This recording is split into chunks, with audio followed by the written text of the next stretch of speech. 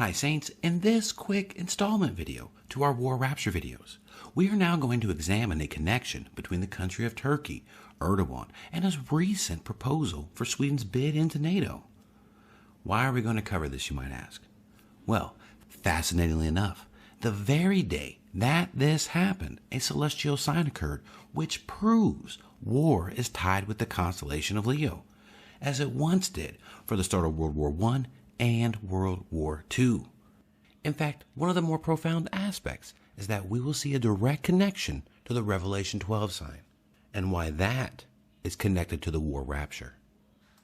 This video will be an interesting one in order to demonstrate that God uses celestial signs in a pattern format, and hopefully for a paradigm shift in our thinking about how God uses celestial signs, but ultimately to point how close we are to the soon war rapture of the church, the bride of Christ. And so with that said, welcome back to Supernatural by Design. My name is Jared. Thank you for joining me today. I pray that you've been having a wonderful and blessed week, and that God's grace and peace is with you. And not just any kind of worldly peace, nope, but only a supernatural peace that Jesus Christ himself can give us. It's why we're supernatural by design. And before we begin today's topic, if you can do me a huge favor, if you want to support this channel, hit the like button, share this video, comment on this video, tell me where you're from. Or if you really want to be a maverick, subscribe to this channel. And so with that being said, I just want to thank you for all your continued support, your prayers, and your patience. Yes, your patience. I apologize for being late on these videos. I'm trying to change some things up so I can get more content out more frequently. So please stay tuned. And now, let's begin, because Saints, this topic is incredible. Check this out. First, we'll cover some Bible passages that pertain to this topic, as it's always important to cover your topic with a biblical foundation first. And then secondly, we will discuss and recap the Leo war pattern, because A, it will serve as the setup for part 3 of this video and the conclusion, but also we will discuss the Revelation 12 sign and how it pertains to it. And then thirdly and finally, the most exciting part of this video, we will take what we have learned so far, add in our World War II repeating celestial signs, and demonstrate that there is a continuing celestial pattern tied to Leo and war escalation, and in particular to one unique leader, Erdogan of Turkey. But you're going to have to wait to the end of the video to see that, because God's celestial signs demonstrate that we are knocking on the door of the war rapture. And because these celestial signs follow a pattern, we can demonstrate that these celestial signs go hand in hand with Bible prophecy. And that, Saints, is supernatural by design. And so we have these 3 sections to go over.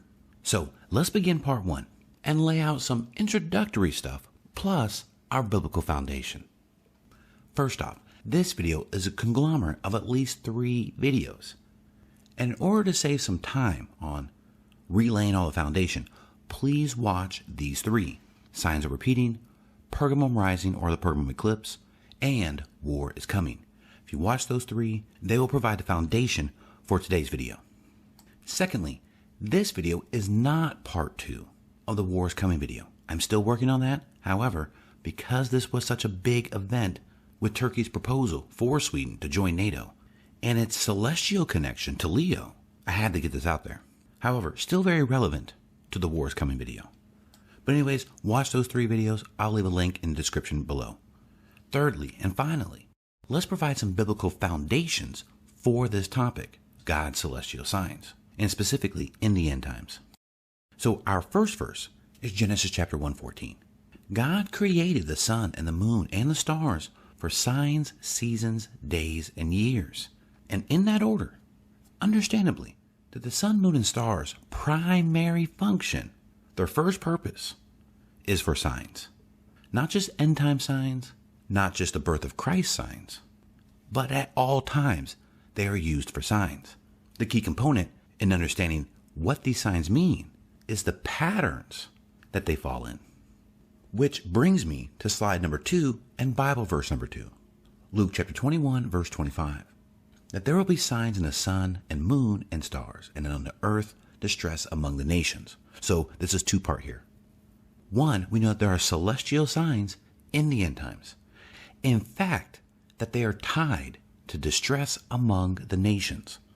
And it's that aspect that is an underlying foundation for these videos. We are seeing these signs, eclipses, planetary conjunctions, the aurora borealis.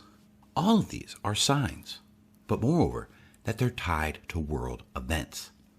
And in addition, the Greek word for stars also means constellations, and this is why Leo is significant for this particular series. Now, as stated earlier, it's the patterns aspect of celestial signs that help us to define what they mean, which is why on this slide you see 3 different types: sorrow cycle, convergence, and repeating sequence. And relevant for today's video, the repeating sequence pattern, let's turn to this slide. As an example, and a part of today's topic, we can have a series of celestial events leading up to a world event of a particular type. When we see that particular celestial sequence, again, we have a pretty good understanding about the world event type that is to follow. And so, for example, our World War III hybrid eclipse slide is an example of that, as everything on the left are the celestial signs leading up to World War II, and on the right are all the celestial signs repeating again, which is why we're arguing World War III is on the horizon. And so we have our celestial repeating sequence, world event, again repeating celestial sequence, similar world event type. But moreover, and in conclusion for part 1, Genesis chapter 1:14 and Luke 21 verse 25 are our foundational verses for this series, but not limited to.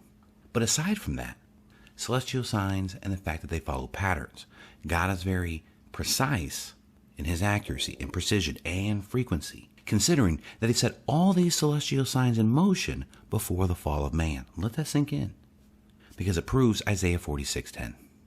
God declared the end from the beginning. Now, as that is part 1, which was supposed to be a quick introductory section, I apologize, I just keep talking.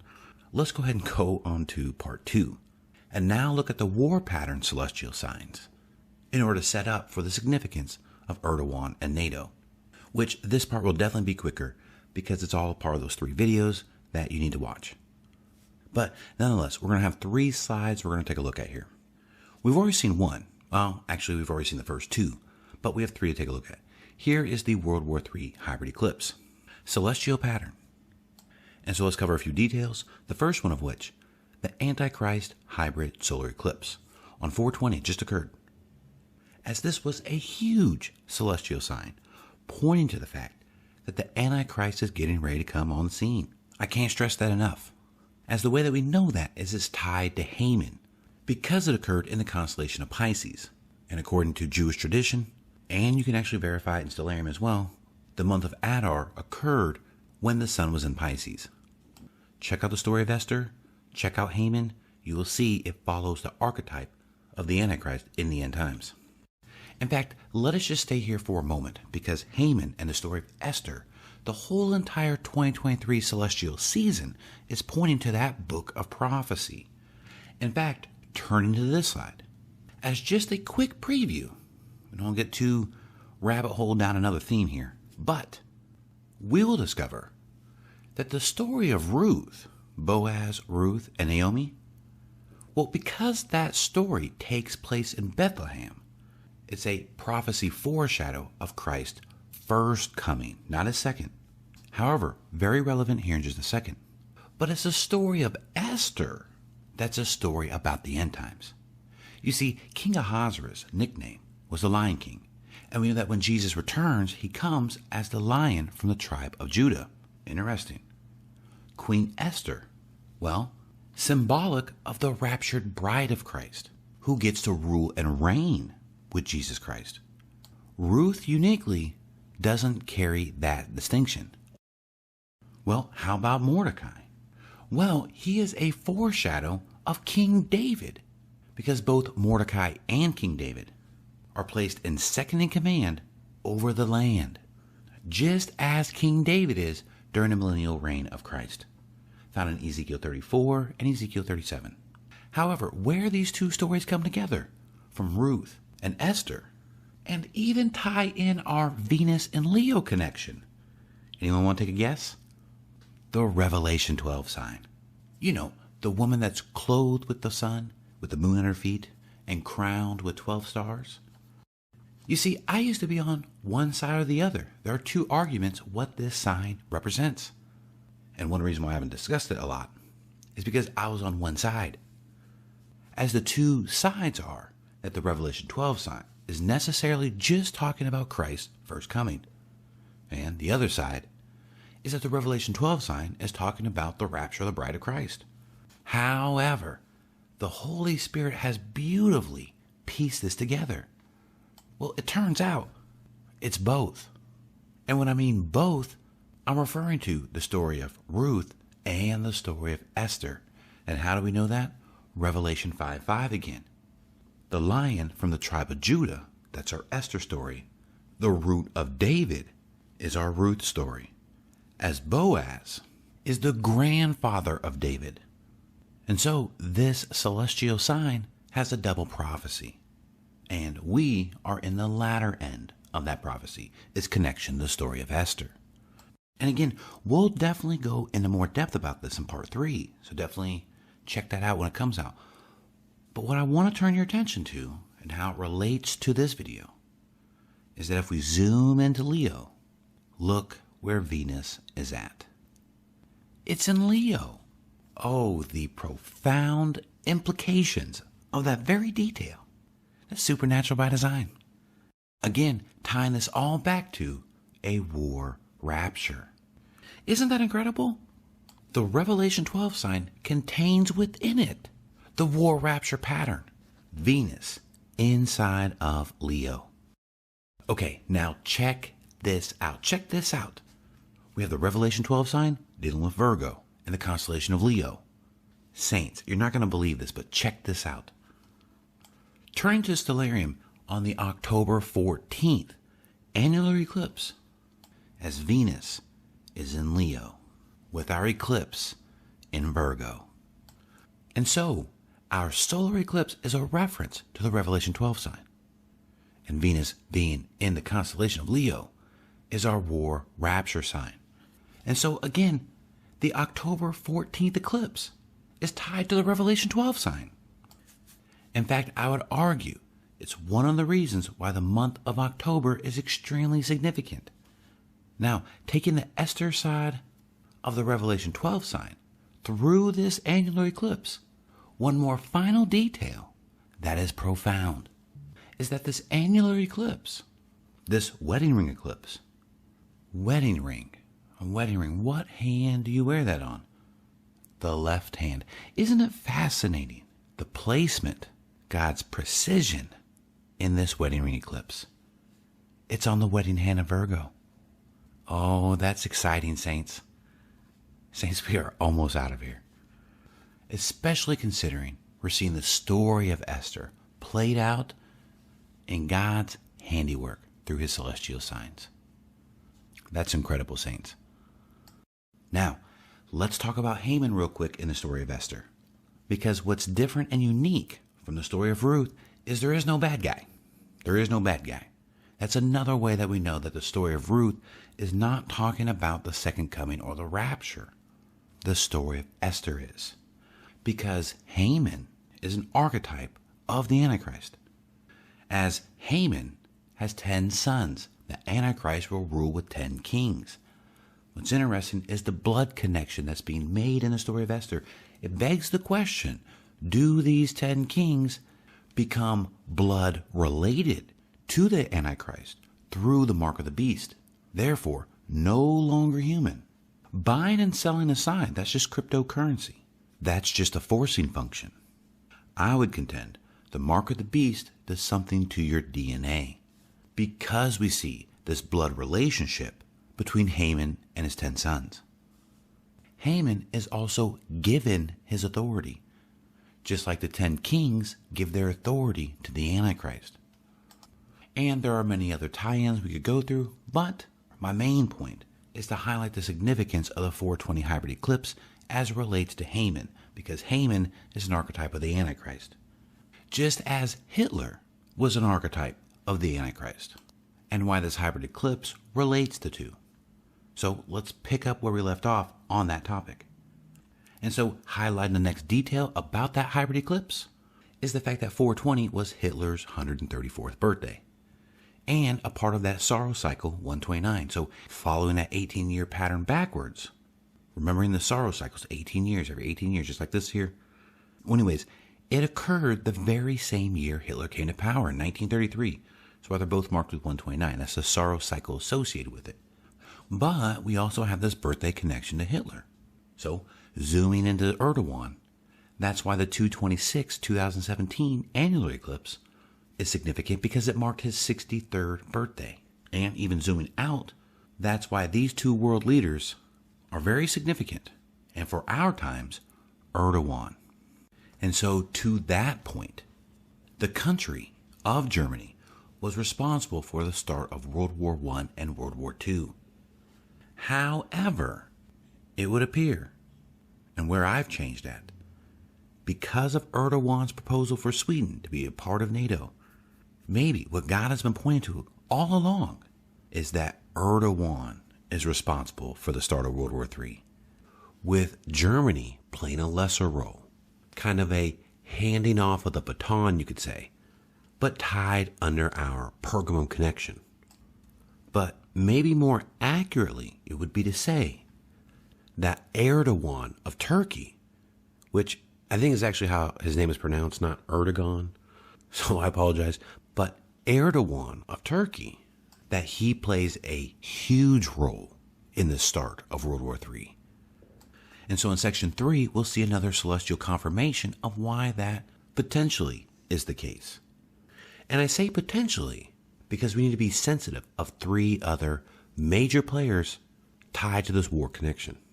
Because admittedly, Belarus is also significant for this war development, as an extension or part of Russia, as that was a revelation made by the Holy Spirit from the movie World War Z, which put forth in this video here prior to nukes being talked about in Belarus, to nukes actually moving to Belarus, and before the Wagner Group moved to Belarus.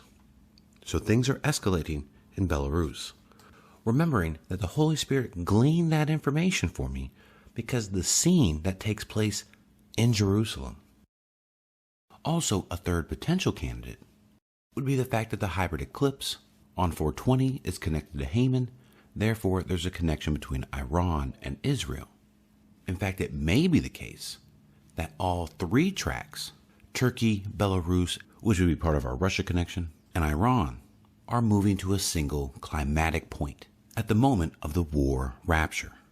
In fact, when we get to some of the celestial sign dates later in the video, that something in the news headlines will occur involving one of these 3 countries, Turkey, Belarus or Russia, and Iran, as a point of escalation.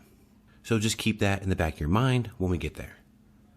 And also, just as a point of clarification, because I know I'm throwing a lot of dates out there, and I'm not trying to rapture date set, but nonetheless, whenever I mention these dates, it's 2 points of escalation, significant points of escalation that we would see in the news, or a date tied to a contributing factor towards our war rapture. However, and differentiating between that is that the war rapture, as we've seen in the war rapture video, a celestial sign that marked the anniversary of Pearl Harbor, which would be sudden destruction. And that's what the Apostle Paul even tells us. And so just want to make that distinction as we talk about these dates. Oh, and one more wild card country that I forgot to mention is Azerbaijan. And the only reason why I say that is because the war eclipse in 2020 on the summer solstice, which you can find in this 3-part series here, that God literally revealed a prophecy that war would break out on the Day of Atonement. And sure enough, a war broke out on the Day of Atonement between Azerbaijan, and Armenia.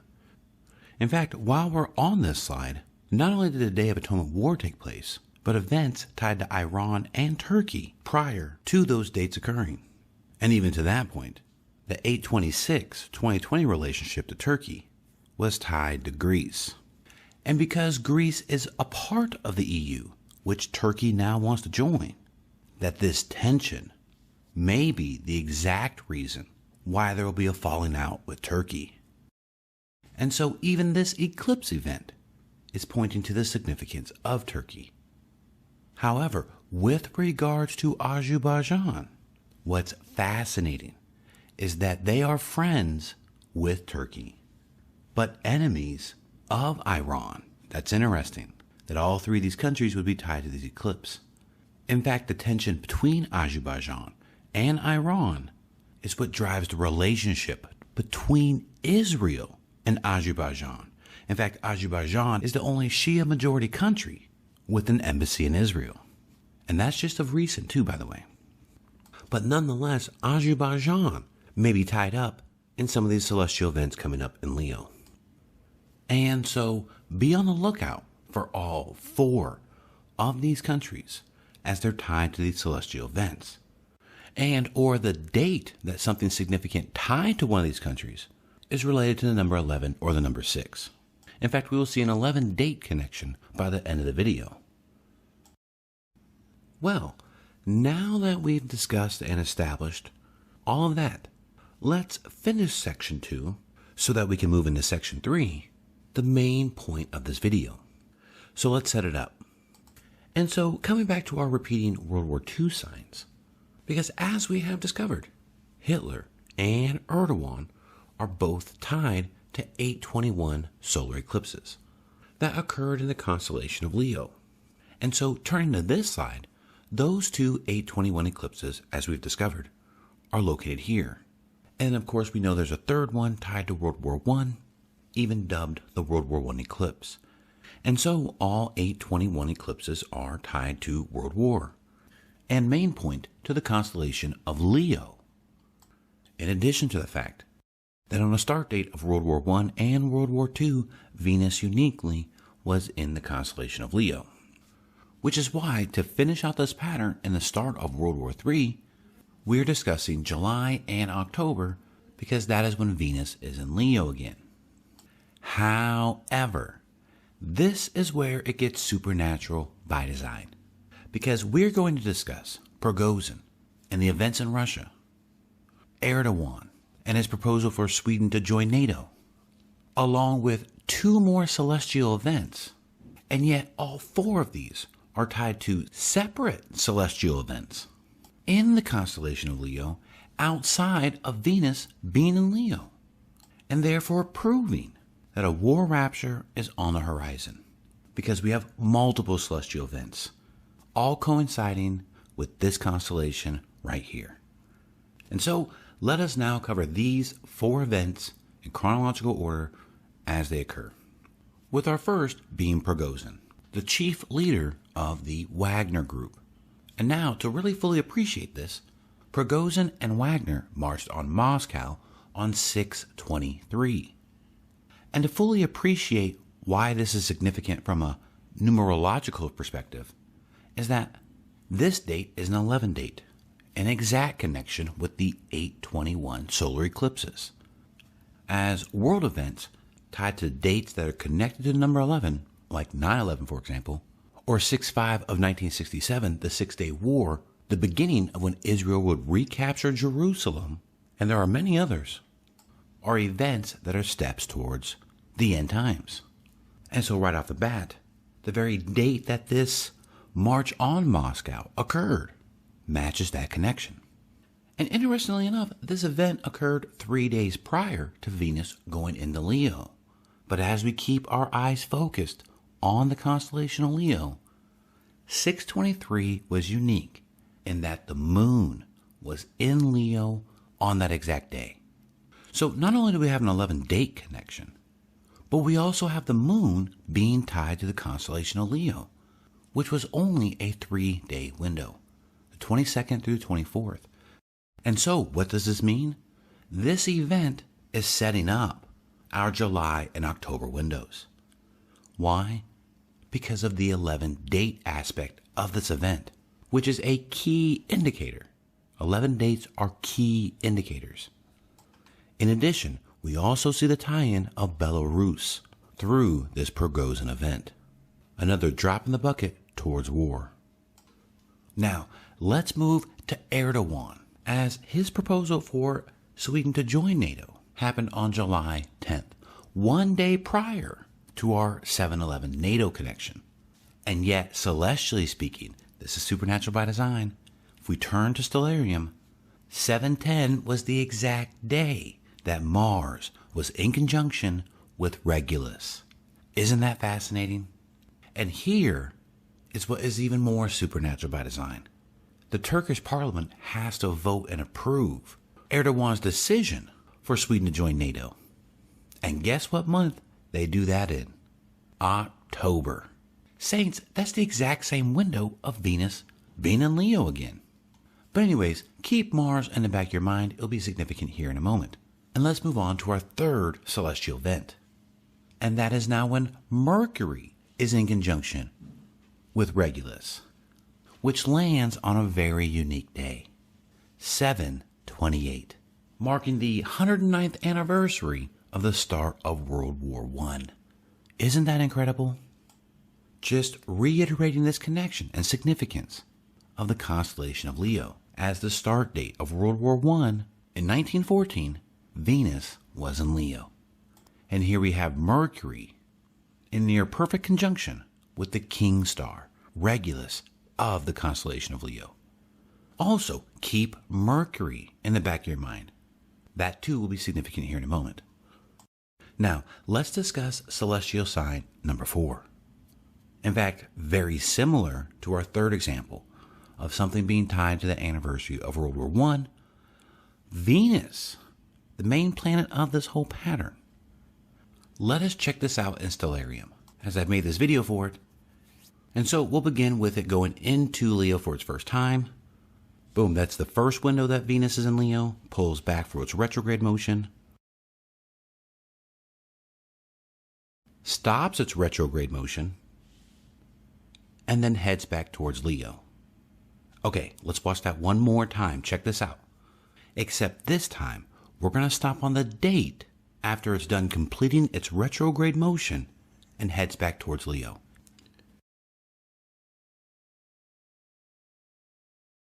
And boom, Venus stops its retrograde motion and heads back towards Leo on 9/1, the anniversary of World War II.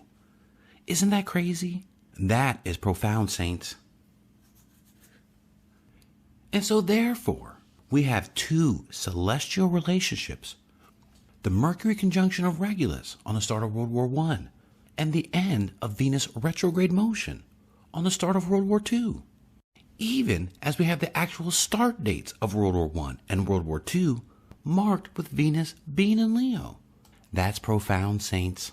God is pointing to world war on the horizon.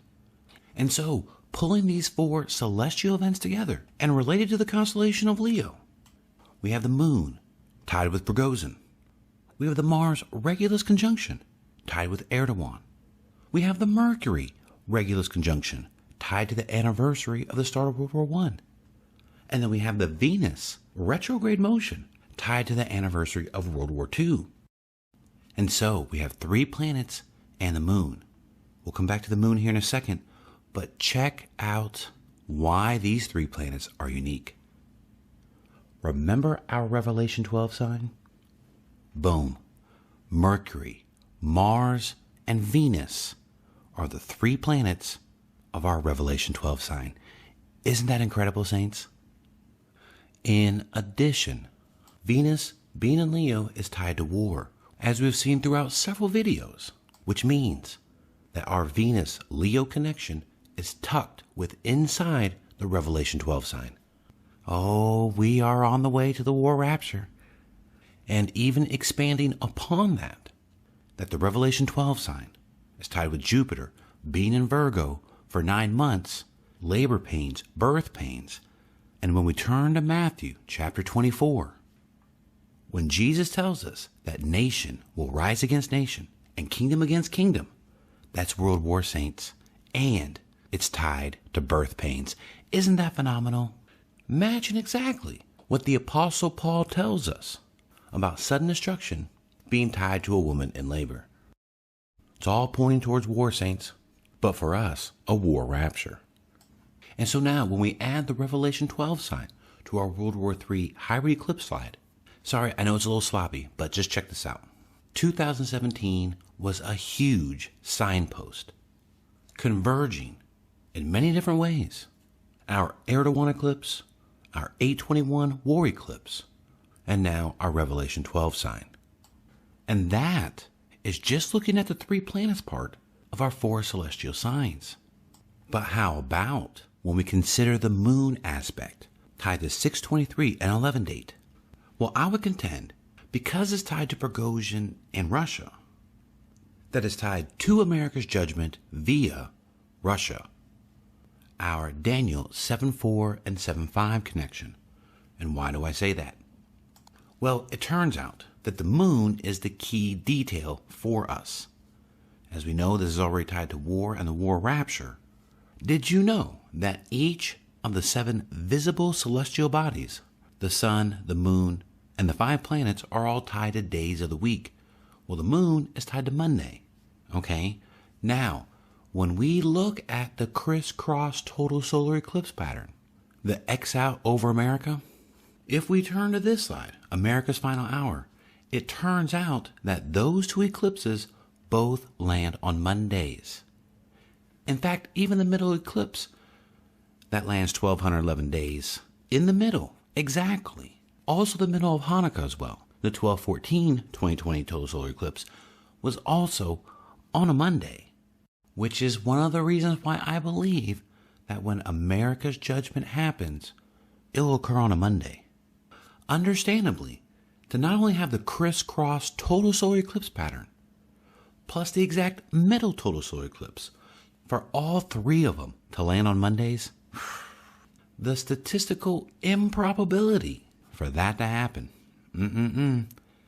God is pointing to something very significant and profound here. And moreover, our Prigozhin connection with Russia, and Belarus for that matter too, and America's soon judgment, and including the UK, is tied up with this. But when that goes down, I don't know. Because again, the war rapture will be tied to a Pearl Harbor type event, sudden destruction. But in conclusion, isn't it profound that these 4 celestial bodies, the moon, Mars, Mercury, Venus, are all tied to escalation with either war or the anniversary dates of war? And that this can be traced back to the Revelation 12 sign. That is profound. Especially considering that the Revelation 12 sign is the 3rd celestial sign that God used to mark 2017 as a pivotal year. An exact celestial copy of the celestial signs before World War II. And the common connection between these 2 threads is the constellation of Leo. The very constellation that my rapture vision took place in. Saints, when we go home, that's the direction we're going. As Leo, being the pivotal constellation within our war theme and the Revelation 12 sign, the war rapture is close. And according to the Apostle Paul, while they're saying peace and safety, and then sudden destruction, therefore, if this upcoming SDG event, peace and safety, then we know what's coming next. I would contend it's not Daniel's 70th week covenant, but that is for another video. However, the peace and safety aspect of it is very relevant to this topic of God's celestial war patterns, and if anything, proves it. Even to that point, the Antichrist hybrid solar eclipse. And so, isn't it fascinating how God's celestial signs are in sync with world events? I think it's incredible. In fact, it's supernatural by design, which is where we're going to end today's video. And as always, please make sure to take all things before the Lord first, because I certainly can't have error. But who doesn't have error is God's Holy Spirit. He cannot tell a lie. So test and confirm all things through him. He's your best friend, and he'll even tell you what is to come. And so with that said, beloved, I just want to thank you for watching. God bless. I love you. Jesus loves you. And he's coming very soon. Maranatha, King Jesus.